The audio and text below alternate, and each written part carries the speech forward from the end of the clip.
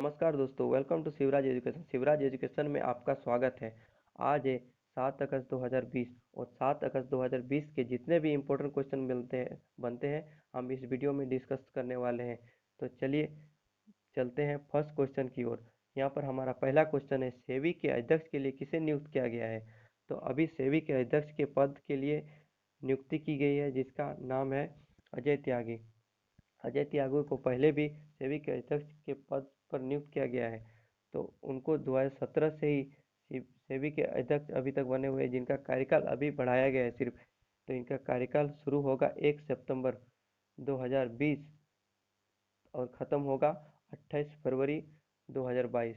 ये है इनका फोटो अजय त्यागी का।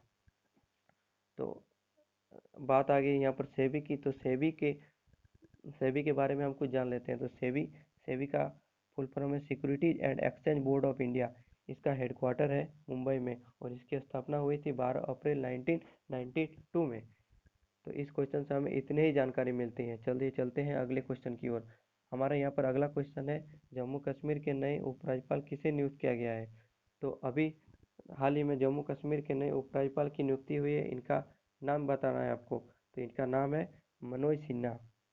अभी जम्मू कश्मीर के पहले उपराज्यपाल गिरीश चंद्र मुर्मू ने इस्तीफा दिया, जिनके कारण मनोज सिन्हा को यहाँ का उपराज्यपाल नियुक्त किया गया है। ये है मनोज सिन्हा।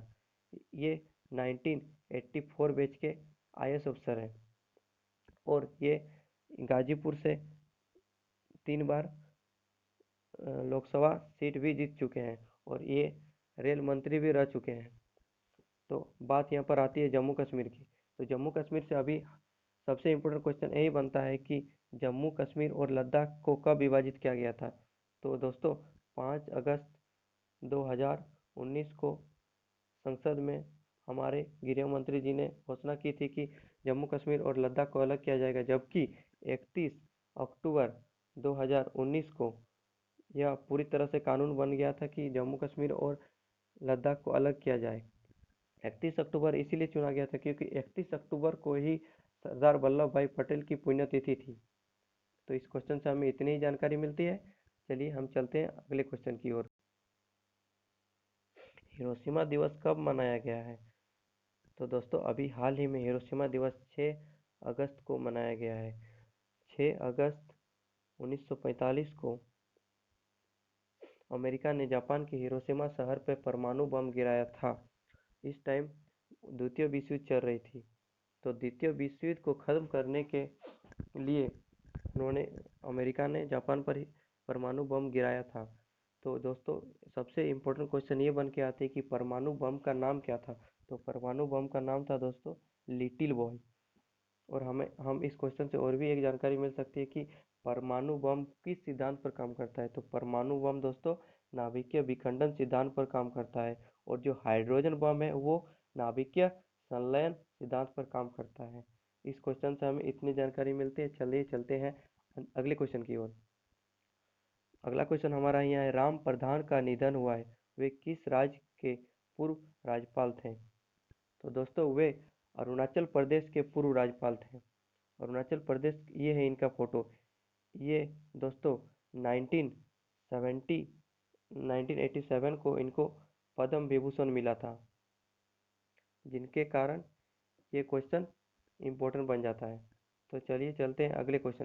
ई ज्ञान ऐप किस राज्य द्वारा लॉन्च किया गया है? तो दोस्तों अभी हाल ही में ई ज्ञान ऐप लॉन्च हुआ है। तो वो दादर व नगर हवेली, दमन व दीव द्वारा लॉन्च किया गया है। ई ज्ञान ऐप के बारे में हम थोड़ा जान लेते हैं। ई ज्ञान ऐप जो है ये ऑनलाइन शिक्षा के लिए है, जिसको दादर व नगर हवेली, दमन व दीव प्रशासन ने लॉन्च किया है। तो सबसे बेसिक क्वेश्चन यही उठ के आता है कि इनका एडमिनिस्ट्रेटर कौन है? तो इनका एडमिनिस्ट्रेटर है प्रफुल्ल पटेल। चलिए चलते हैं नेक्स्ट क्वेश्चन की ओर। अगला क्वेश्चन हमारा है, कंप्यूटर माउस के सह आविष्कारक का निधन हुआ, इनका नाम क्या है? तो दोस्तों कंप्यूटर माउस के सह आविष्कारक का निधन हुआ है, तो इनका नाम हमको बताना है।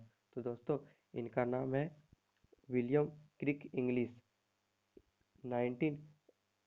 1964 में इन्होंने कंप्यूटर माउस का आविष्कार किया था, जिनका हाल ही में निधन हो गया है।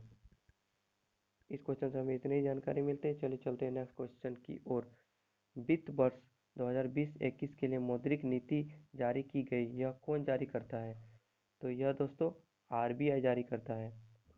आरबीआई द्वारा मौद्रिक नीति जारी की जाती है, जो हर वर्ष जारी की जाती है आरबीआई। तो दोस्तों हम थोड़ा जान लेते हैं मौद्रिक नीति के बारे में। तो मौद्रिक नीति में क्या क्या रखा गया है? मौद्रिक नीति में दोस्तों रखा गया है रेपो रेट।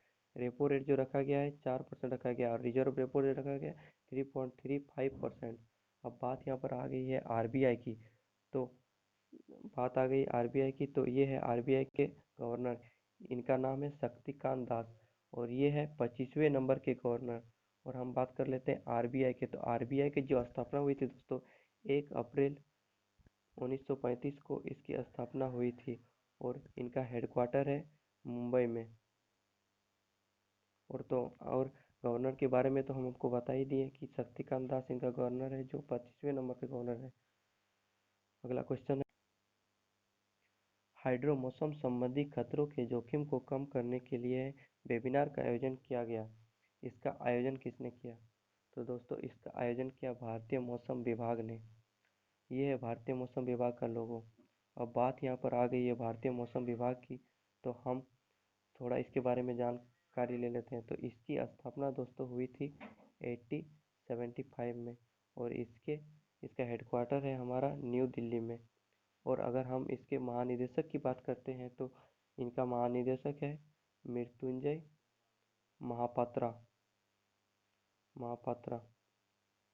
नेक्स्ट क्वेश्चन है, raw A history of India convert operation book के लेखक कौन है? तो दोस्तों इस बुक के लेखक है यतीश यादव। यतीश यादव ने हाल ही में बुक लिखा है जिनका नाम है raw A history of India convert operation. तो दोस्तों ये जो है रॉ के वीरतापूर्ण कार्य, और जो जो उन्होंने अलग अलग जो हमारे देश के लिए काम किया है उसके बारे में हमें जानकारी देती है। तो दोस्तों हम बात आ जाएगी यहाँ पर रॉ की। तो रॉ की जो फुल फॉर्म होती है रिसर्च एंड एनालाइजिंग विंग होती है। Research and analysing wing. जो रॉ की स्थापना दोस्तों हुई थी वो 21 सितंबर 1968 को हुई थी। जो इनके अभी वर्तमान में प्रमुख है दोस्तों वो है सामंत गोयल। सामंत गोयल इनके वर्तमान में प्रमुख है। नेक्स्ट क्वेश्चन, तेंदुपत्ता संग्राहकों के लिए सामाजिक सुरक्षा योजना की शुरुआत किस राज्य ने की है? तो दोस्तों इसकी शुरुआत छत्तीसगढ़ ने की है। अब यहाँ पर सबसे हमारा नया टर्म बन के आता है तेंदुपत्ता। जो तेंदुपत्ता होती है दोस्तों जिससे बीड़ी बनती है ना, तो उसी ये तेंदुपत्ता का ही उपयोग बीड़ी बनाने में होता है। तो दोस्तों सबसे पहले आ गया छत्तीसगढ़। तो छत्तीसगढ़ की जो राजधानी है वो क्या है? वो है रायपुर। और इनके जो सीएम है इनका नाम है भूपेश बघेल। और ये जो दोस्तों योजना है इनको कांग्रेस के पूर्व नेता महेंद्र वर्मा के नाम पर रखा गया है। नेक्स्ट क्वेश्चन है हमारा, शिवाजी राव का निधन हुआ है, वे किस राज्य के मुख्यमंत्री थे? तो दोस्तों वे महाराष्ट्र राज्य के मुख्यमंत्री थे। उन्होंने 1985 से लेकर 86 तक महाराष्ट्र के मुख्यमंत्री के पद पे बने रहे थे। चलिए चलते हैं अगले क्वेश्चन की ओर। भारत संयुक्त राष्ट्र साझेदारी में भारत ने कितने मिलियन यूएस डॉलर का योगदान दिया? तो दोस्तों भारत ने 15.46 मिलियन यूएस डॉलर का योगदान दिया। तो यहाँ पर सबसे नया टर्म बन के आती है संयुक्त राष्ट्र। तो दोस्तों संयुक्त राष्ट्र की जो स्थापना हुई थी कब हुई थी? 24 अक्टूबर 1945 को हुई थी। और एक इस क्वेश्चन इससे बन के आता है कि जो संयुक्त राष्ट्र में भारत का अस्थायी प्रतिनिधित्व करता है वो कौन करता है? वो करता है टी.एस. त्रिमूर्ति जी करते हैं। टी.एस. त्रिमूर्ति जी करते हैं।